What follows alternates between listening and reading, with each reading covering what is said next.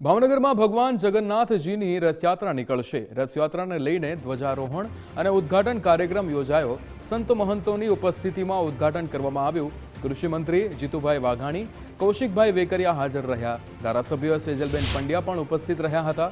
ભાવનગરમાં 17 કિલોમીટર રથયાત્રાનું આયોજન કરવામાં આવતું હોય છે, ત્યારે જગન્નાથજીની રથયાત્રામાં દર્શન માટે લાખો ભક્તો ઉમટતા હોય છે।